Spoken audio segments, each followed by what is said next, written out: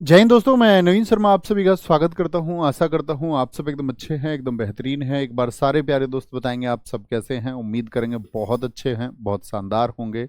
और दोस्त, एप्लीकेशन पर होने वाली हमारी इस पहली क्लास में आप सब लोगों का स्वागत है। यूँ तो हमारी ये 4th क्लास है। और सबसे पहले तो मैं आप सब लोगों से थैंक यू बोलना चाहूँगा कि आप सब लोगों के विश्वास, बिलीव और आपके हार्डवर्क की वजह से आरडब्ल्यूए की एक पहचान है कि आप बच्चे हमारे ऊपर विश्वास करते हैं और फिर टीम के साथ मिलकर के आप मेहनत करते हैं और फिर एक अंत में बहुत सारे बच्चे सफल भी होते हैं।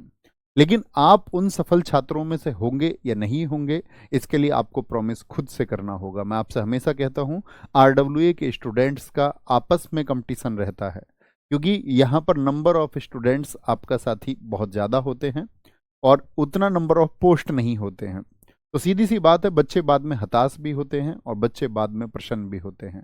तो आप किस मोड में अंत में पहुंचेंगे, प्रसन्नता वाले में या फिर आपका विफलता वाले में, ये तय करेगा सिर्फ और सिर्फ कि आपने जो वक्त था, जिस समय पर आपको तैयारी करनी चाहिए थी, उस समय आपने कितना हार्डवर्क किया और कितने स्मार्ट वर्क से, कितने डेडिकेशन से आपने अपनी पढ़ाई की। अगर आपकी पढ़ाई में साथ ही डेडिकेशन नहीं था तो फिर कहते हैं कि दशमलव अंकों से भी मायूसी हाथ लग जाती है। ठीक है, और बहुत बड़ा अंतर भी हो सकता है।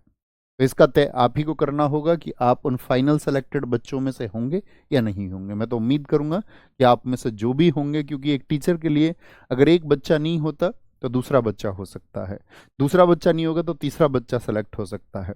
लेकिन आपकी फैमिली में आप होंगे सिर्फ जो वो खुशी दे सकते हैं, क्योंकि आपकी फैमिली को खुशी किसी अन्य बच्चे के सेलेक्ट होने से ना पहुंच सकती, क्योंकि वो पहुंच ही नहीं पाएगी। टीचर को पहुंच सकती है कि उसके लिए तो स्टूडेंट सब बराबर हैं।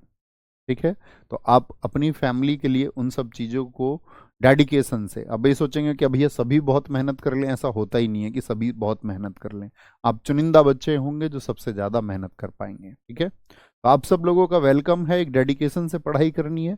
डेडिकेशन से पढ़ाई का मतलब है सिर्फ और सिर्फ रिवीजन। एक चीज के लिए थम्स अप कर देना कि भैया हम रिवीजन हमेशा करेंगे। जो बच्चे ये पूछते हैं ये मुझसे कैसे याद होगा, ये मैं कैसे करूं, एक ही सॉल्यूशन, रिवीजन। आपको चीजें थोड़ी कड़वी लग सकती हैं, कठिन लग सकती हैं, लेकिन आसान किससे होंगी? रिवीजन से। आज का हमारा टॉपिक है यूनेस्को साइट। ठीक है, यूनेस्को साइट।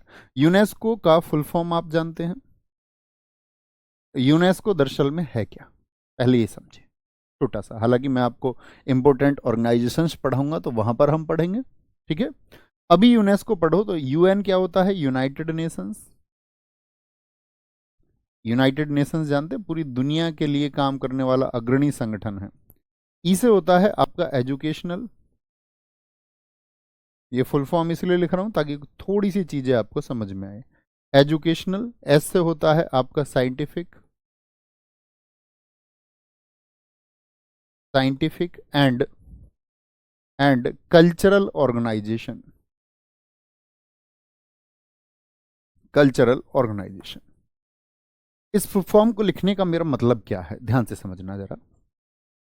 यूनाइटेड नेशंस मतलब संयुक्त राष्ट्र। एजुकेशनल मतलब क्या होता है? शैक्षणिक, यानी जो शिक्षा से संबंधित हो। किससे संबंधित हो साथी? शिक्षा से। साइंटिफिक मतलब जो वैज्ञानिक महत्व का हो, जिसका विज्ञान से कोई संबंध हो। और आपका कल्चरल का मतलब होता है सांस्कृतिक, यानी जिसका संबंध संस्कृति से हो, कल्चर से हो। और ऑर्गेनाइजेशन है संगठन। अब समझो इन तीन शब्दों का क्या मतलब है। यूनाइटेड नेशन देखता है कि पूरी दुनिया में ऐसे कौन कौन सी साइट हैं, ऐसी कौन कौन सी जगह हैं जो वहां के कहीं ना कहीं कल्चर को जोड़ती हैं, जो वहां की वैज्ञानिक भावनाओं को जोड़ती हैं, और जो वहां की शैक्षणिक चीजों को, जो शिक्षा प्रदान करने वाली चीजें हैं, तो उनको क्या कहता है? वो मार्क करता है। और ऐसा नहीं सिर्फ इंडिया में, पूरी दुनिया में लगभग 1200 से ज्यादा, आपका साथी अगर बात करें, मैं तो जून की बात कर रहा हूं पिछले आंकड़ों के अनुसार, तो यूनेस्को की साइट है। मैं आपसे पूछूं इंडिया में यूनेस्को की कितनी साइट हैं? जो बच्चे नहीं जानते उनको जानना होगा कि भैया यूनेस्को की भारत में 43 साइट है। कितनी साइट है? 43 साइट हैं यूनेस्को की इंडिया में। उन्हीं के बारे में आज हमको पढ़ना है कि वो कैसे कैसे है 43 साइट। उसमें कुछ नेचुरल भी होंगी, ठीक है, कुछ आपका क्या होंगी, कल्चरल होंगी, और कुछ क्या होंगी, मिक्स्ड होंगी। कुछ क्या एक ही है मिक्स्ड, तो वही हमको पढ़नी है। ठीक है, कोई दिक्कत, कोई परेशानी? अतिरिक्त बातें जो बच्चा करेगा उसको मुक्ति दे दी जाएगी। मुक्ति का मतलब पढ़ाई कंटेंट से रिलेटेड चीजें सोचनी है, और कुछ और सोच रहा होगा ना कोई, गुरुजी मेरी वो भाग गई हैं, मैं कैसे करूं, उसको मुक्ति दे दी जाएगी। फिर चुपचाप बैठ के पढ़ते रहना। इसीलिए खुद से प्रॉमिस करना, फालतू की कोई बात नहीं करूंगा, कक्षा में ध्यान लगाऊंगा। शुरू करें। 43 साइट से पहले यूनेस्को, जिसकी स्थापना साथी 1945 में हुई थी, उसको हम इंटरनेशनल ऑर्गेनाइजेशन जब मैं आपको पढ़ाऊंगा तभी पढ़ेंगे। अभी ध्यान से समझना शुरू कर। भारत में यूनेस्को द्वारा मान्यता प्राप्त कुल 43 मूर्त धरोहर स्थल हैं। कितने स्थल हैं? ये नंबर कभी नहीं भूलना। मूर्त, मूर्त का मतलब क्या होता है, यहां पर देखेंगे क्या बोला, 43 टेंजिबल। टेंजिबल का मतलब क्या होता है, जिसको छुआ जा सकता है, मैंने आपको ये बताया। इंटेंजिबल क्या होता है, अमूर्त, जिसका कोई रूप नहीं होता। जैसे आप किसी डांस को छू सकते हैं क्या? आप कहेंगे नहीं भैया, आपने ये हमको क्लासिकल डांस में समझाया था कि अमूर्त कौन सा बताया था मैंने आपको, बताओ अमूर्त सूची में कौन सा डांस था, फटाफट से आंसर करें। तो जिसको छुआ ना जा सके, इंटेंजिबल वो अमूर्त, और जिसको छू सके वो अमूर्त। तो यानी 43 साइट वर्ल्ड हेरिटेज साइट हैं, जिसमें 35 हैं आपकी क्या, कल्चरल, 35 कल्चरल साइट हैं। 7 नेचुरल, प्राकृतिक, जो वन वगैरह हैं, प्राकृतिक साइट है। और साथ ही एक मिक्स्ड है, कंचनजंगा, आगे चल के पढ़ेंगे। मिश्रित कितनी है, 35 कल्चरल हैं, 7 नेचुरल हैं, और एक मिश्रित हैं। भारत में 15 अमूर्त सांस्कृतिक विरासतें भी हैं। क्या बोलोगे, भारत में कितनी है अमूर्त सांस्कृतिक विरासत? तो आप बोलेंगे इंटेंजिबल कल्चरल हेरिटेज, वो कितनी है, 15। तो दो डेटा हमारे समझ में आते हैं। एक तो कभी भी मैं आपसे पूछूंगा भैया वर्ल्ड हेरिटेज साइट कितनी है, वर्ल्ड हेरिटेज साइट, तो वर्ल्ड हेरिटेज का मतलब क्या है, विश्व धरोहर स्थल। धरोहर मतलब हमारे देश की पहचान है पूरी दुनिया में। विश्व धरोहर स्थल भारत में भैया 43 हैं। कैसे होते हैं ये, मूर्त होते हैं, टेंजिबल होते हैं। कैसे होते हैं हमेशा, ये भैया जी हमेशा टेंजिबल होंगे। और अगर मैं आपसे पूछूं अमूर्त सांस्कृतिक विरासत कितनी है, अमूर्त सांस्कृतिक विरासत जो मैंने अभी मार्क करा है उसको देखिए यहां पर, अमूर्त सांस्कृतिक विरासत कितनी है। अबे पूरी सेंटेंस को रटने की जरूरत नहीं है आपको, सिर्फ काम की चीजें याद करनी है। इंटेंजिबल कल्चरल हेरिटेज कितने हैं, 15, और 15वीं गरबा है, वो हम पढ़ेंगे आगे चल के। सर्वाधिक यूनेस्को स्थल किस स्टेट में है? सबसे ज्यादा यूनेस्को साइट आपका महाराष्ट्र में है, वहां पर 6 यूनेस्को साइट हैं, एक 5 में और एक मिक्स का आपका, नहीं संयुक्त रूप से, यानी कुल मिलाकर के 6 हैं आपका। Maharashtra has the 6 UNESCO sites. Bharat UNESCO को साथी जो स्थापना हुई थी यूनेस्को की, मैं आपको पढ़ाऊंगा। यूनेस्को का मुख्यालय जो है वो कहां पर है, पेरिस में है, और यूनेस्को को स्टैब्लिश किया गया था 1945 में। लेकिन क्या भारत जब यूनेस्को की स्थापना हुई उससे तुरंत जुड़ गया था? आप कहेंगे नहीं, भारत उससे अगले वर्ष जुड़ा। बहुत इंपॉर्टेंट, तो ये तो बनेगा ही इंपॉर्टेंट। दूसरा इंपॉर्टेंट क्वेश्चन है कि भारत यूनेस्को का मेंबर कब बना था? India has been a member country of UNESCO since 1946। भारत ने 14 नवंबर 1977 को इस सम्मेलन को स्वीकार कर लिया। अब समझिए, 1946 में भारत ने यूनेस्को तो ज्वाइन कर लिया, लेकिन यूनेस्को जो साइट्स चुनता था भारत उसके उन फैसलों में उसके साथ नहीं था, उन डिसीजंस में। भारत कहता था आप दुनिया में कहीं भी साइट चुनो, लेकिन हमारे यहाँ की साइट नहीं चुनोगे। मतलब उस कॉन्फ्रेंस को इंडिया आपका मानता नहीं था। 1977 में इंडिया ने बोला कि हम भी इस कॉन्फ्रेंस को, जो आप साइट चुनते हैं भैया हमारी भी कुछ साइट चुन के पूरी दुनिया के नक्शे पे लेके आइए, ताकि पूरी दुनिया देखे कि इंडिया में भी कल्चरल साइट कौन कौन सी हैं। इसीलिए आप देखोगे भारत में जितनी भी साइट है वो 1977 के बाद की हैं। भाई भारत ने अगर 1946 में ज्वाइन कर लिया था तो कभी आप समझते हैं कोई यूनेस्को साइट 1950 की भी है क्या? अच्छा, कितने बच्चे ऐसे हैं जिनसे क्वेश्चन मैं पूछूं भारत की पहली यूनेस्को साइट किस वर्ष में लिस्ट की गई थी? भारत की जो पहला साथी यूनेस्को स्थल था वो किस वर्ष में चुना गया था? तो आप कहेंगे भैया जी हाँ, हम अभी देखेंगे थोड़ी देर में, 1983 में पहला यूनेस्को स्थल चुना गया। तो समझ गए क्यों है रीजन? क्योंकि 1977 में हमने इस कॉन्फ्रेंस को एक्सेप्ट किया है, इस कन्वेंशन को हमने एक्सेप्ट किया है। सर्वाधिक यूनेस्को साइट किस देश में है? इटली में 60 है, चाइना में 59 है। इटली में 60, चाइना में 59, चाइना में 59 है। कोई दिक्कत, कोई परेशानी? ठीक है।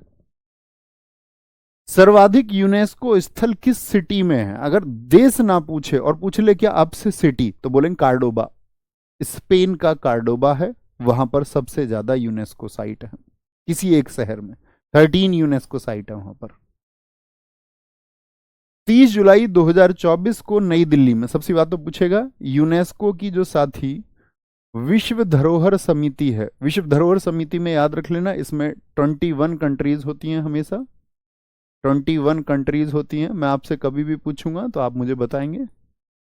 जैसे मैं आपसे पूछूं जो वर्ल्ड हेरिटेज कमेटी है उसमें कितनी कंट्रीज होती हैं, कितनी कंट्रीज मेंबर होती हैं? तो 21 कंट्रीज होती हैं। और ये क्या करती हैं? अपनी मीटिंग्स करती हैं। इनकी मीटिंग्स को हम बोलते हैं सेशन। तो अभी रिसेंट में इनका कौन सा सेशन हुआ? 46वां सेशन हुआ। 46वें सत्र में इन्होंने क्या किया है? पूरी दुनिया में 24 जगह और खोजी हैं, पूरी दुनिया में। लेकिन भारत में कितनी जगह लिस्ट की इन्होंने? सिर्फ एक। उसका नाम बता सकते हैं क्या? अभी रिसेंट में भारत का एक स्थल भी इन 24 में से एक था, तो क्या बोलोगे भैया? वो था मोइडम्स। मोइडम्स कहां का है जरा बताएं? मोइडम्स साइट कहां की है? जो अभी 43वीं यूनेस्को साइट बनी है, तो आप कहेंगे मोइडम्स भैया असम की है। कहां की है? असम की है। ओके, कोई दिक्कत, कोई परेशानी? विरासत सूची में दुनिया भर के 24 नए विरासत स्थलों को शामिल किया गया है। कोई दिक्कत, कोई परेशानी? छोटे छोटे फैक्ट देखने हैं, पूरी डेफिनेशन नहीं।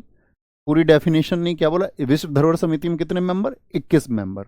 सेशन कौन सा हुआ अभी 2024 में?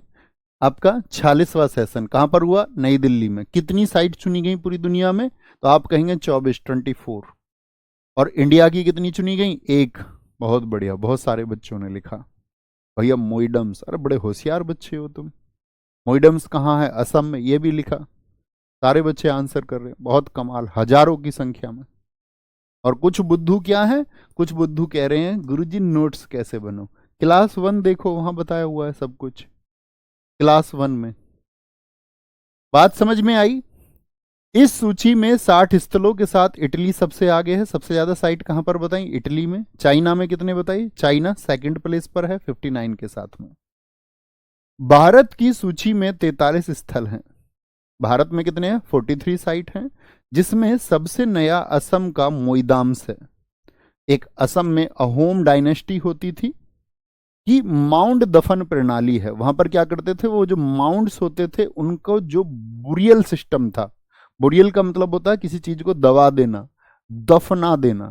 तो दफन करने की जो प्रथा थी, ठीक है, अपने राजा लोगों को वो कैसे दफन करते थे, वहां की जो आपका राजसी चीजें थी, राजसी चीजें मतलब जो राज्य या राजमहल से संबंधित थी, उनका दफन वो कैसे करते थे, इसको बोलते हैं मोइडम्स।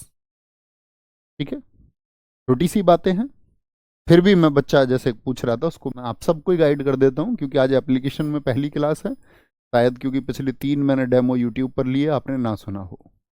नोट्स जैसे मैं लिख रहा हूं इसमें, बिल्कुल ऐसे ही आपको कहाँ मिलेंगे? एप्लीकेशन में मिल जाएंगे। सेम हिंदी और इंग्लिश दोनों में लिखे हुए। तो नोट्स बनाने की टेंशन तो वहां खत्म हो गई आपकी। नोट्स बनाने की टेंशन, मैंने बोला जैसे हमारी मंडे को क्लास होगी अब, तो मंडे की जब क्लास होगी तो आप देखेंगे एक दिन पहले ही संडे में ही क्या मिल जाएंगे आपको? संडे में ही साथी क्या मिल जाएंगे? आपका पिछले चैप्टर के साथ इसके नोट्स मिल जाएंगे। संडे को क्लिक करके देखना पिछली क्लास जो हुई है, यानी मंडे से पिछली क्लास जो हुई है वो फ्राइडे हुई है, लेकिन संडे एक दिन पहले ही आपको नोट्स मिल जाएंगे, यानी ट्यूसडे जो आपकी क्लास होने वाली होगी उसमें जो हम पढ़ाने वाले होंगे, मंडे की क्लास में आप ध्यान से देखोगे तो नोट्स मिल जाएंगे। पहले सारे बच्चे लिखो एक दिन पहले। नोट्स कब मिल जाएंगे? एक दिन पहले। मैं इसके लिए हमेशा तैयार रहूंगा, कभी एक आध दिन कोई भूल हो जाए, होगी नहीं वैसे तो, क्योंकि मैं प्रयास ये भी करूंगा कि 3-4 दिन तक का भी मैं आपको पहले दे दूं। जैसे ही मुझे फ्री टाइम होगा, जैसे सैटरडे संडे, तो मैं चीज़ों को पहले ही आप लोगों के लिए, क्योंकि स्टैटिक में चीज़ें फिक्स होती हैं, पहले से कुछ मटेरियल होता है, उसमें क्या बदलाव होना वो मैं करके पहले ही दे दूंगा। तो नोट्स की समस्या तो यहाँ खत्म। जिनको अपने खुद के लिखने हैं सेल्फ नोट्स, जो मैं बोलता हूँ हमेशा कि आपको बनाने चाहिए, मैं इस बात के लिए बोलता हूँ कि आपको प्रायोरिटी पे रखना है नोट्स को बनाना। नहीं तो एक स्टूडेंट्स को यही नहीं पता होता कि मुझे करना क्या है, तो वो प्रायोरिटी पे रखना। अगर खुद लिख पाओ उसमें से देख के अपने शॉर्ट नोट्स आपके समझ में आए, छोटा छोटा छोटा छोटा बनाते रहो, छोटा छोटा, ठीक है। तो समझ में आई बात। अब तो कोई रोना रोने वाला बच्चा तो नहीं होगा, होता नहीं है, पर कोई कोई बुद्धू होता है। ये यूनेस्को की साइट्स का इमेज आपको पीडीएफ में लगा हुआ मिलेगा, ठीक है, उसको वहां से आप देख पाओगे। ये हमारा सबसे लास्ट में काम आएगा, जब मैं आपसे पूछूंगा टिक करके धौलावीरा कहाँ है भैया बच्चों बोलो, तो आपको बोलना है। मैं बोलूंगा भैया एलोरा केव्स कहाँ है, आपको बोलना है। शुरू करें। देखो भाई साथी, 43 साइट को शुरू करते हैं बड़े ध्यान से। जिन चीजों को मैं महत्वपूर्ण मार्क करूं, यूं तो ऐसा कोई क्वेश्चन नहीं है यूनेस्को साइट से जो एसएससी ने, या अगर मैं बात करूं आपका एनटीपीसी रेलवे के लिए जो हम क्लास कर रहे हैं, दोनों का सिलेबस एक जैसा है, क्वेश्चन ना पूछा हो, सबसे पूछे जाते हैं। ओके, तो यहां पर वर्ल्ड हेरिटेज साइट का नाम लिखा हुआ है, नंबर से ऐसे 43 तक चलेंगे।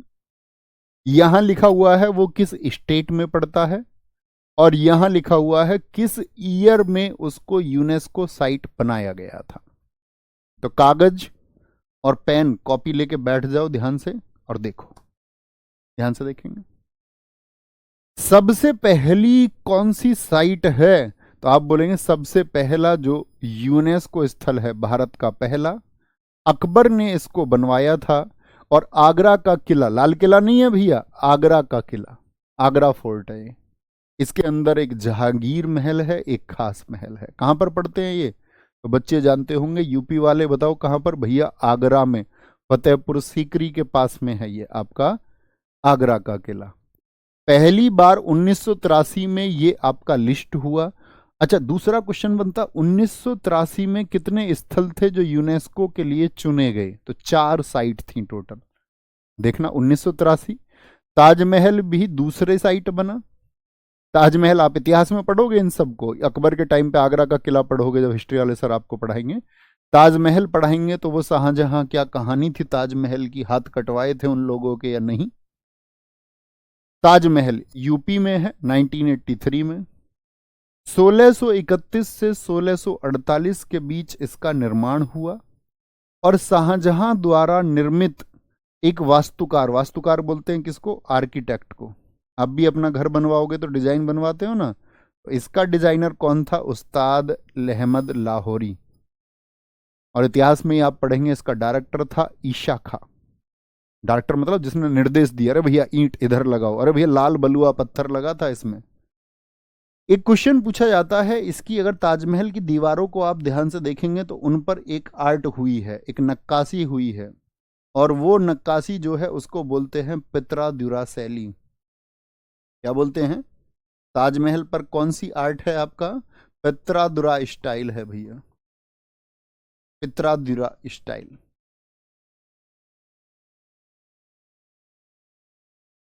पित्रा स्टाइल। अब ये ऐसा नहीं था कि ताजमहल पहला स्थल है जिस पर पित्रा शैली का प्रयोग हुआ। ऐसा स्थल पहला है एतमा उद्दौला का मकबरा, वो भी आप इतिहास में पढ़ेंगे कि एतमा उद्दौला का जो मकबरा था, एतमा उद्दौला जानते हैं कौन है, ताजमहल किसकी याद में बना था बताइए जरा सर।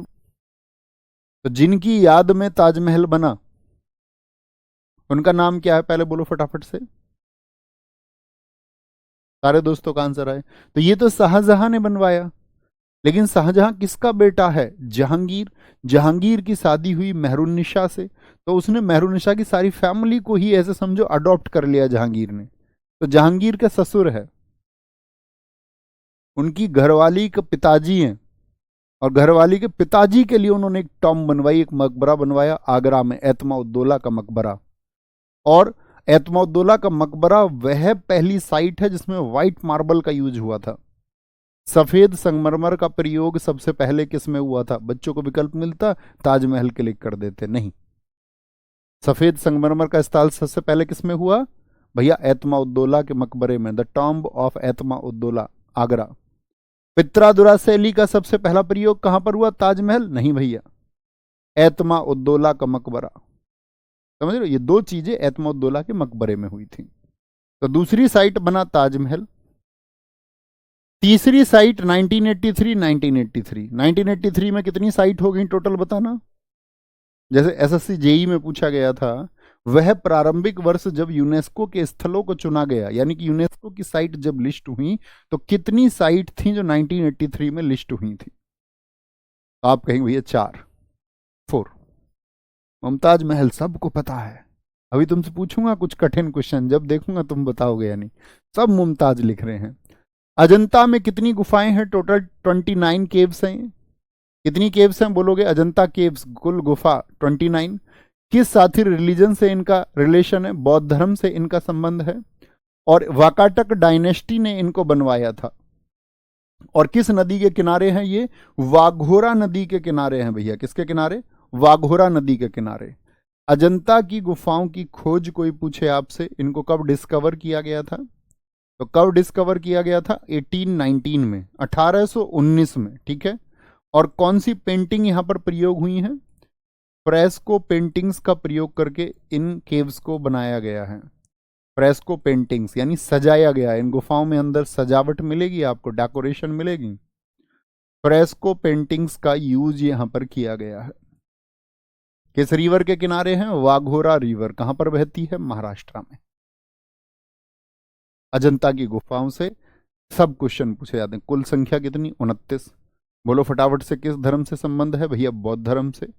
किसने बनवाया? वाकाटक वंश के शासकों ने।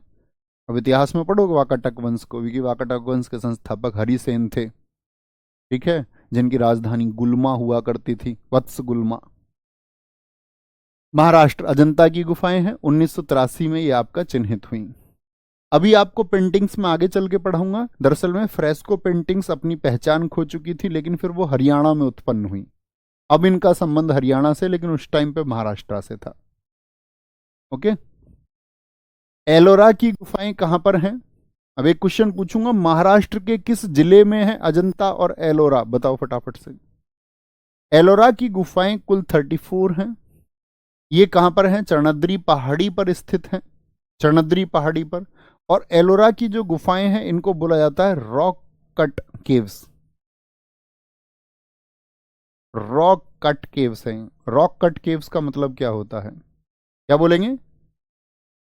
सैलकृत, यानी सैल का मतलब होता है चट्टान, और चट्टानों को काट करके, पूरे पहाड़ों को काट करके, आप उसका ऊपर से फोटो देखोगे तो ऐसा दिखेगा गड्ढे में पूरा एक पत्थर, पूरा एक ऐसा पर्वत था प्लेन, उसमें भैया अंदर की तरफ काट के ऐसे बनाई गई हैं, फिर दिखती हैं इसका स्ट्रक्चर। मतलब ये पत्थर जो था आपका, इसको काटा गया और गहराई तक खोद के और ऊपर से ही बनती गई। भाई हमेशा इमारतें कैसे बनती हैं? आप कहोगे भैया नीचे से ऊपर बनती है, ये ऊपर से नीचे की तरफ बनाई गई, ऊपर से नीचे की तरफ। महादेव जी बना दिए मैंने, तो क्या बोलेंगे? ऊपर से नीचे की तरफ पत्थरों को काट के बनाती गई। तो क्या बोलेंगे भैया? 34 गुफाएं हैं। ये भी बौद्ध धर्म से हैं, लेकिन शुरुआती 12, 1 से 12 तक कितनी गुफाएं हैं जो बौद्ध धर्म से हैं? 12 केव्स हैं। अगर मैं बात करूं हिंदू धर्म के लिए कुल कितनी गुफाएं हैं? 13 से 29, तो टोटल कितनी हो गई फटाफट से बोलो। 29 में से 12 गए तो भैया आपका 17, और 30 से 34 यानी कि 5 जैन गुफाएं हैं। तो जो एलोरा है उसमें जैन गुफाओं की संख्या कितनी है? 5 है। कितनी है? 5 है। महाराष्ट्र की किस डिस्ट्रिक्ट में है ये? तो महाराष्ट्र के साथ ही औरंगाबाद में। और औरंगाबाद का नाम बदल के क्या लिख दिया, कर दिया गया। लेकिन याद रख लेना, मैंने क्या बताया था पिछली बार, एसएससी सीएचएसएल ने इसका नाम संभाजी नगर नहीं दिया था। क्या नाम दे दिया था उन्होंने? उन्होंने नाम दिया था इसका भैया औरंगाबाद ही। तो ऑप्शन में देखना जरा ध्यान से भैया, संभाजी नगर नाम कर दिया गया। संभाजी जानते हो ना, छत्रपति शिवाजी महाराज जी के बेटे थे संभाजी महाराज जी। संभाजी जो 1680 टू 1689 तक आपका मराठा साम्राज्य के, आपका अगर बात करूं कि अग्रणी रहे थे, नेता रहे थे, औरंगाबाद में उन्हीं के सम्मान में। तो 1983 में 4 साइट जी भैया याद रखेंगे। सबसे इंपॉर्टेंट फैक्ट गुफाओं की संख्या इसमें सबसे इंपॉर्टेंट क्या है, बाकी मत भूल जाना। कभी सोचो भैया ने बताया ये इंपॉर्टेंट तो यही पढ़ना है। गुफाओं की संख्या से सबसे ज्यादा क्वेश्चन पूछे जाते हैं, है ना। और इनकी जो स्थिति है, इनकी जो स्थिति है कि किस जिले में ये स्थित है। ओके, आगे। कोणार्क का सूर्य मंदिर कहां पर स्थित है? अब इसकी स्थिति याद रखें, कहां पर है? उड़ीसा में। इसको किसने बनवाया? नरसिंह देव वर्मन द्वारा बनवाया गया। नरसिंह देव वर्मन जो गंग डायनेस्टी से थे। किससे थे? गंग वंश से। गंग डायनेस्टी थी, क्योंकि दरअसल में वर्मन देखते ही हम क्या बोल देते हैं आपका कि भैया दरअसल उनका पल्लवों से संबंध होता है, गंग वंश से इनका संबंध था। कोणार्क का सूर्य मंदिर मैं आपसे पूछूंगा कितने रुपए के नोट पर है? कितने रुपए के नोट पर है? सर बौद्ध लोग क्या हिंदू नहीं होते? नहीं दोस्त, महात्मा बुद्ध की शिक्षाओं को मानने वाले, तो महात्मा बुद्ध ने एक अलग धर्म बनाया था, बौद्ध धर्म। आगे भैया, अजंता एलोरा भी वहीं होंगे ना? हाँ जी, हाँ जी, हाँ जी, हाँ। ठीक है भैया, नोट्स को मैं शॉर्ट में करके लिख लेता हूं और फिर याद कर, इससे बेहतरीन कोई तरीका ही नहीं है दोस्त। यही मैंने आपको बताया था। नई स्टैटिक जीके की क्लास मंडे टू फ्राइडे होगी, मंडे टू फ्राइडे। कहां बोलोगे? कोणार्क का मंदिर कहां पर है? उड़ीसा में है। और इसका ईयर बहुत इंपॉर्टेंट है। कितने रुपए के नोट पर है भैया? 10 रुपए के नोट पर है। महाबलीपुरम के स्मारक कहां पर हैं? महाबलीपुरम के स्मारक तमिलनाडु में है। कब चिन्हित हुए थे? कोणार्क और महाबलीपुरम के स्मारक बहुत पूछे जाते हैं। महाबलीपुरम के स्मारक कहां पर हैं? ये बहुत पूछा जाता है, तमिलनाडु में है। इसको पल्लव राजाओं ने बनवाया और इनको हम बोलते पंचरथ मंदिर। पंच का मतलब कितना होता है? यहां 5 रथ हैं, 5 रथ हैं आपका, और पांचों के पांचों रथ हैं महाभारत के कैरेक्टर्स को लेकर के। जैसे युधिष्ठिर कौन थे? धर्मराज। तो यहां पर एक धर्मराज रथ है, याद है ना, धर्मराज युधिष्ठिर जो कभी झूठ नहीं बोलते थे, कभी झूठ नहीं। कहते हैं व्यक्ति इनकी चीजों को, शिक्षाओं को अपने जीवन में अपनाए तो बहुत आगे जाए। धर्मराज युधिष्ठिर थे। और कौन थे? एक साथी आपका भीम, एक आपका अर्जुन।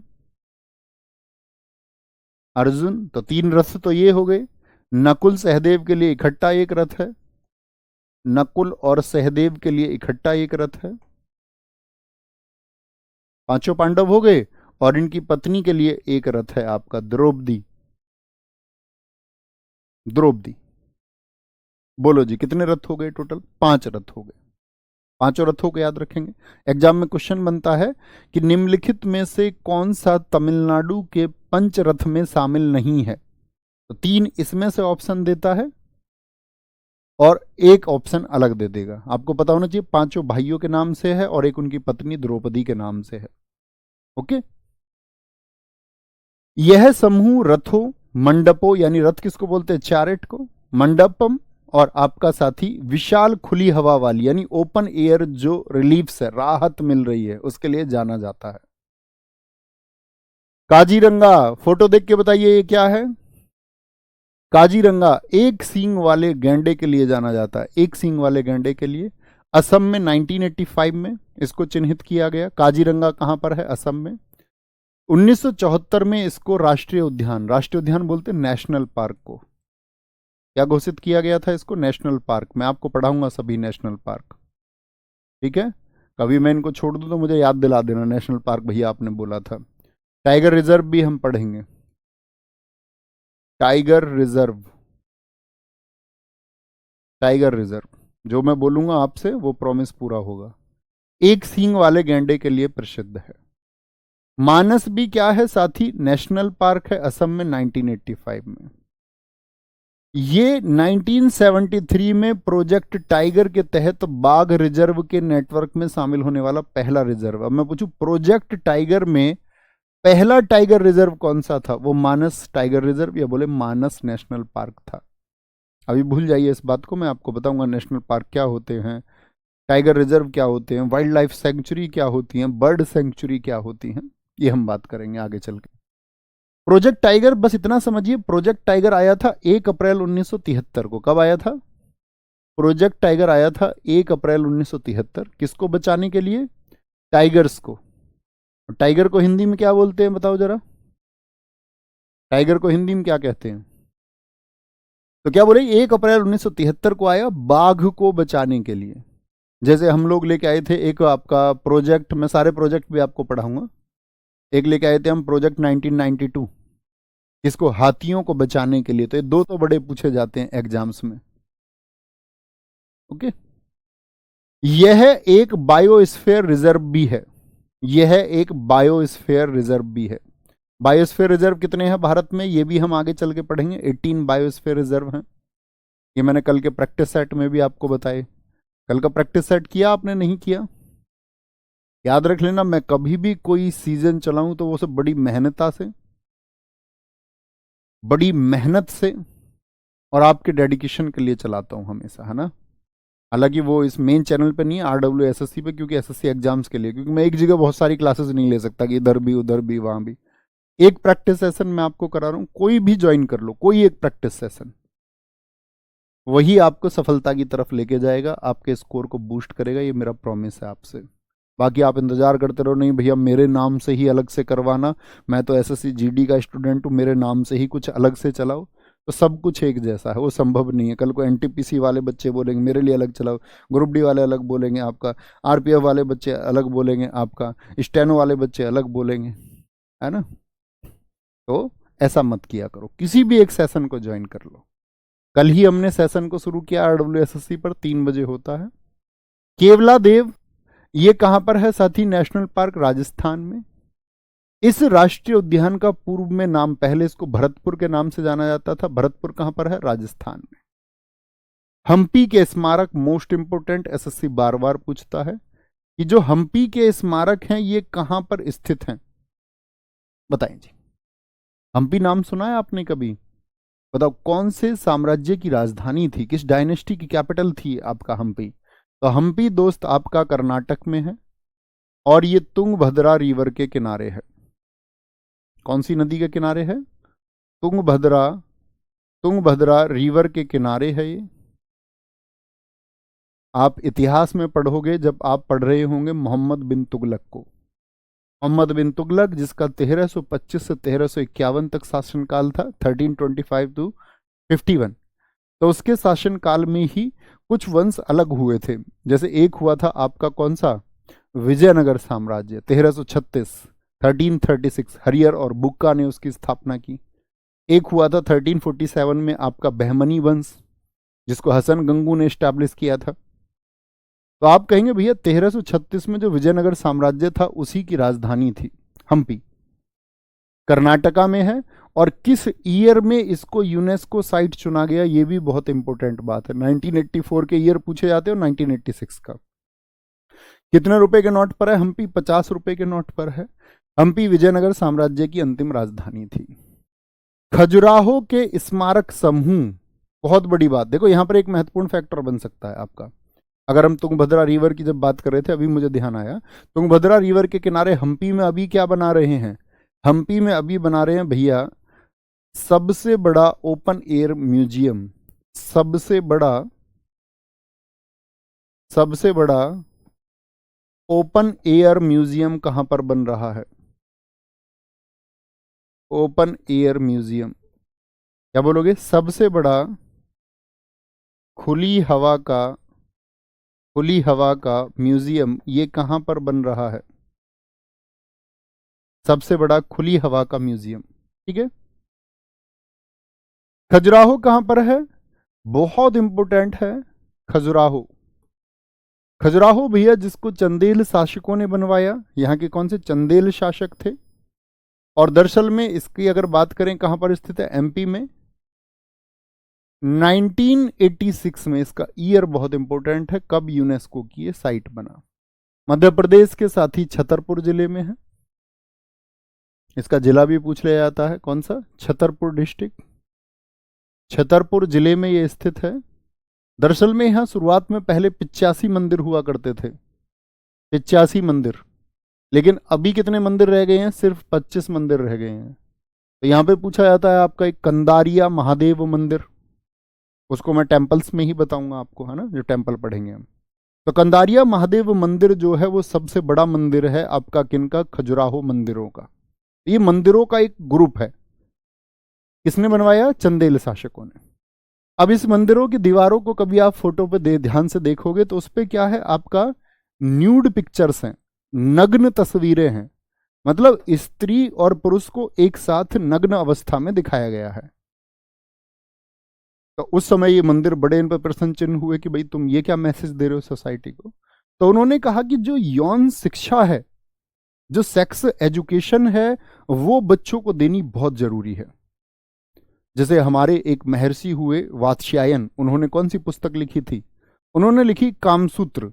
और उन्होंने बताया कि आपका कि जो साथी, भाई पहले क्या बोलते थे, पहले ये थोड़ी था कि भाई बच्चे पैदा करो तो संख्या बढ़ाते जाओ। पहले ये नियम था प्रकृति का कि अपोजिट जो जेंडर्स होंगे, जो विपरीत लिंग होंगे, जैसे कि पुरुष और स्त्री, ये क्या हो गए, अपोजिट जेंडर्स हो गए।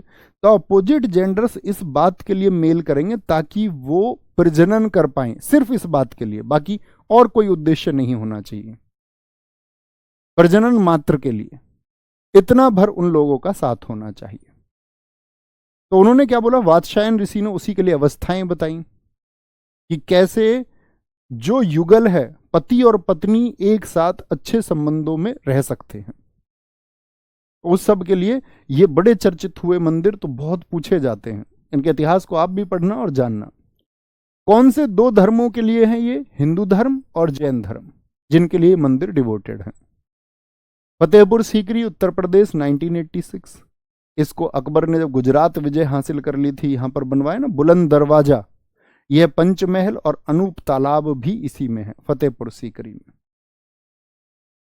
गोवा के गिरजाघर और कॉन्वेंट, बस नाम पढ़ लेना, गोवा 1986, ये पुर्तगाली राजधानी थी और यहां पर बहुत मिशनरी आए अपने अपने धर्म का प्रचार करने।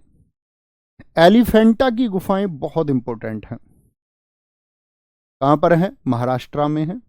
किसने बनवाया था इनको, राष्ट्रकूटों ने, जो राष्ट्रकूट वंश था उसने इसको बनवाया था।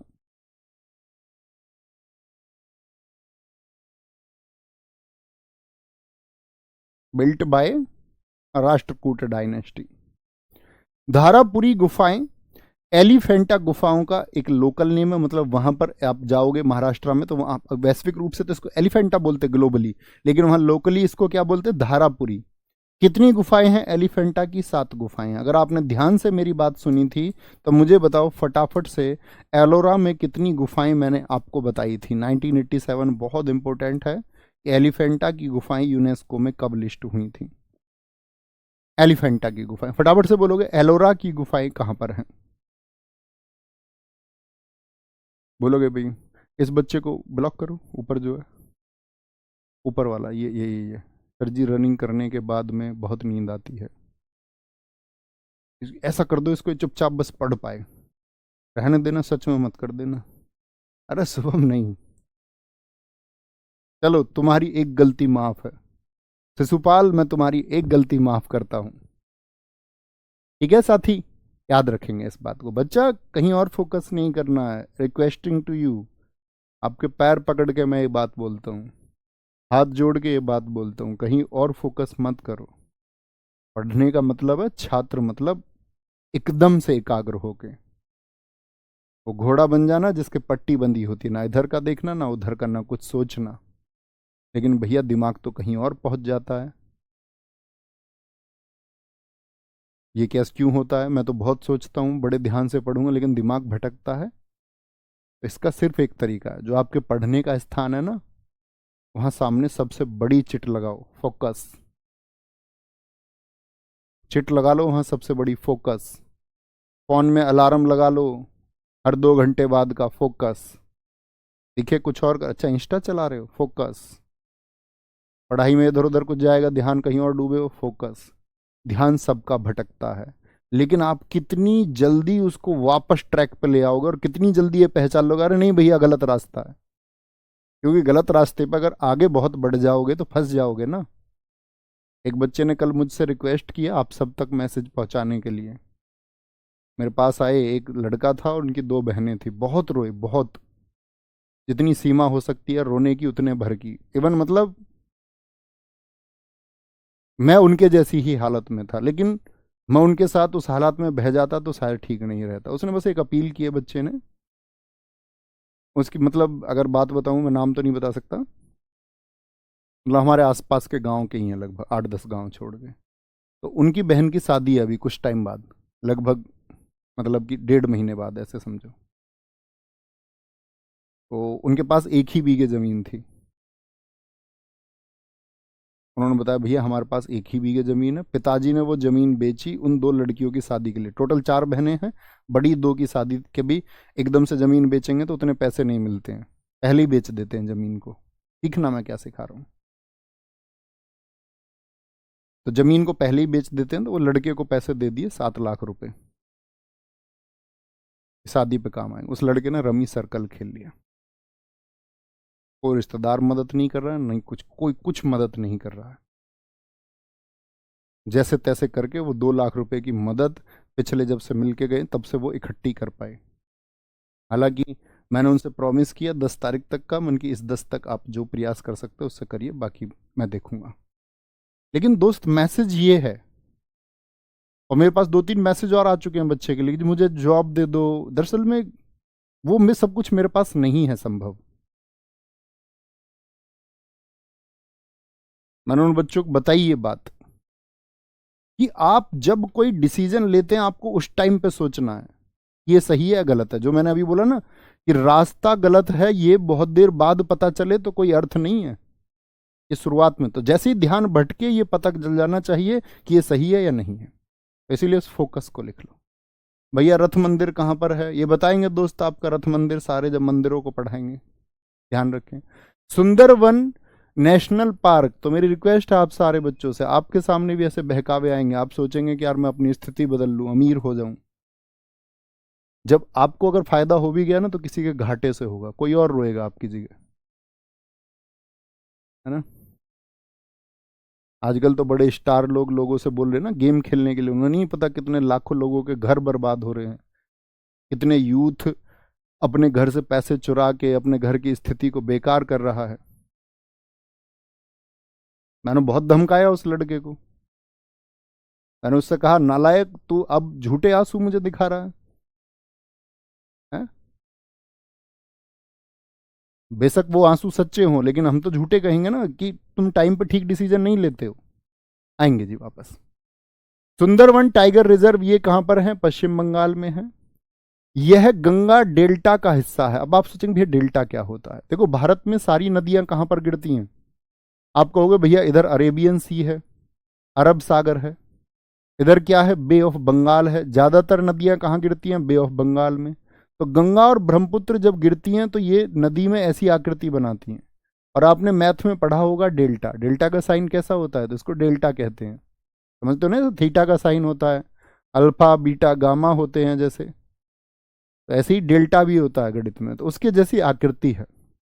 तो इसको बोलते हैं डेल्टा। सबसे बड़ा जो है वो सुंदरवन है।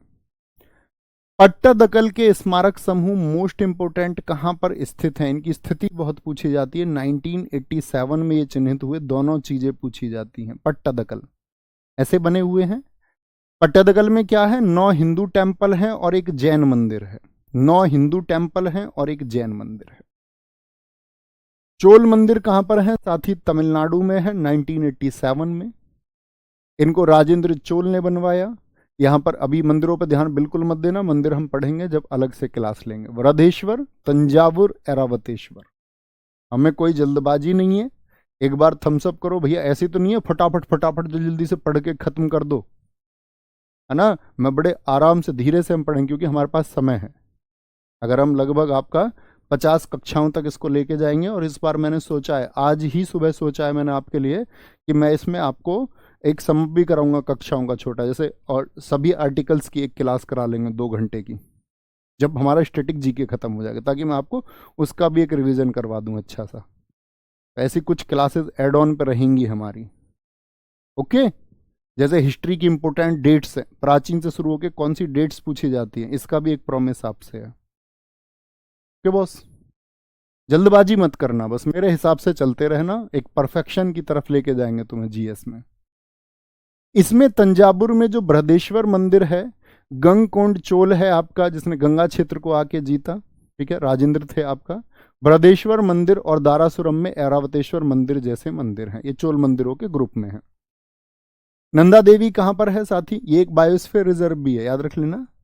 यह एक, अब आप सोचेंगे भैया बायोस्फीयर रिजर्व क्या होता है ना, तो ये बायोस्फीयर रिजर्व मैं आपको 18 के 18 पढ़ाऊंगा, उतना धैर्य रखना पड़ेगा, क्योंकि एक ही दिन में सब कुछ नहीं जान सकते आप। यह एक बायोस्फीयर रिजर्व भी है। भारत में कितने बायोस्फीयर रिजर्व हैं, 18। तो नंदा देवी आपका, अगर मैं बात करूं उत्तराखंड का, ये दूसरा बायोस्फीयर रिजर्व है इंडिया का। पहला बायोस्फीयर रिजर्व था आपका नीलगिरी 1986 का, ये हम बायोस्फीयर रिजर्व में ही पढ़ेंगे। तो मैं आपसे पूछूं, नंदा देवी और फूलों की घाटी कहां पर है, फूलों की घाटी 1988। घाटी का मतलब होता है वैली, तो भारत में पूछी जाती हैं कुछ, कितने दोस्त बता सकते हैं अरकू वैली कहां पर है, अरकू। नओरा वैली कहां पर है इंडिया में, नओरा वैली। मैं आपसे पूछूं साइलेंट वैली कहां पर है इंडिया में, साइलेंट वैली कहां पर है। मैं आपसे पूछूं दोस्त पिन वैली कहां पर है, पिन वैली। तो ये घाटियां हैं, घाटियां कहां होती हैं, पहाड़ों के बीच में। ये जो जगह है, इधर पहाड़, बीच वाला क्या है, ये घाटी। तो अरकू वैली कहां पर है आपका, आंध्र तेलंगाना क्षेत्र में है।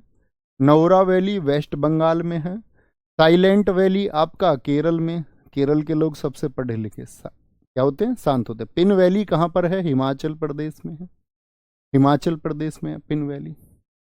बहुत थैंक यू आशीष जी। अगर आपको पढ़ाना अच्छा लगता है तो इसका सिर्फ एक मतलब होता है कि आप स्टूडेंट अच्छे हैं। अगर आप अच्छे स्टूडेंट नहीं होते तो आपको किसी का भी पढ़ाना अच्छा नहीं लगेगा फिर। बहुत थैंक यू, दिल से थैंक यू।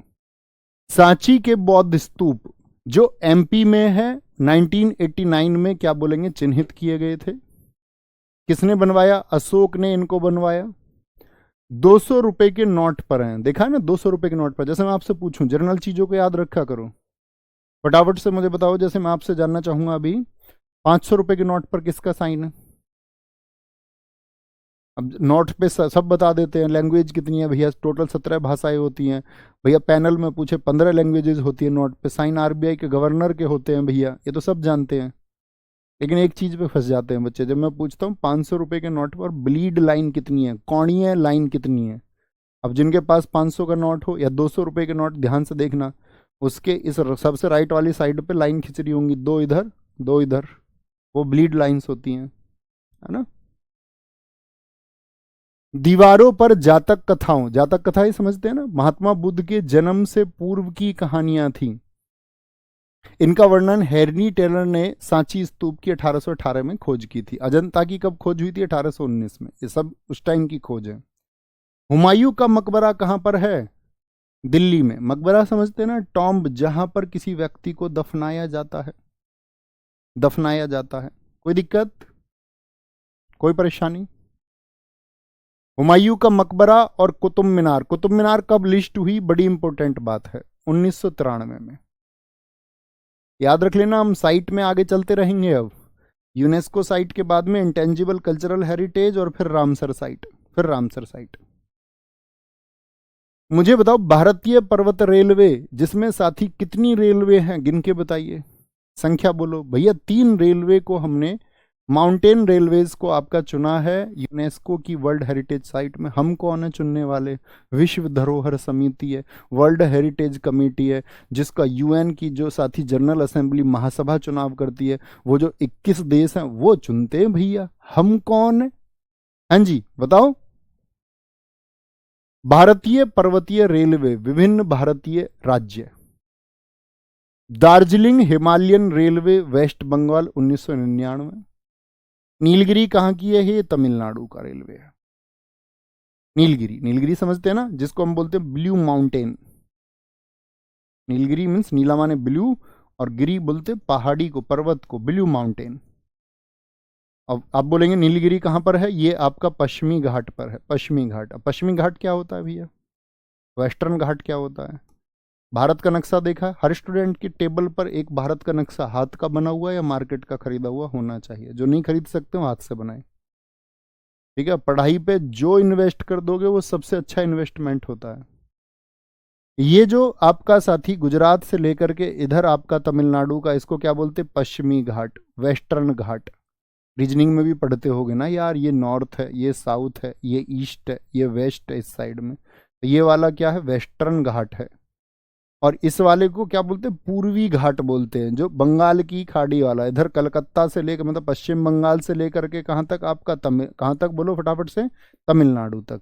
और ये कहाँ तक है आपका? गुजरात से लेकर के इधर केरला तक। तो ये क्या है? ये पूर्वी घाट है, जिसको ईस्टर्न घाट भी बोलते हैं। ईस्टर्न घाट, पूर्वी घाट है। तो पश्चिमी घाट कौन सा है आपका?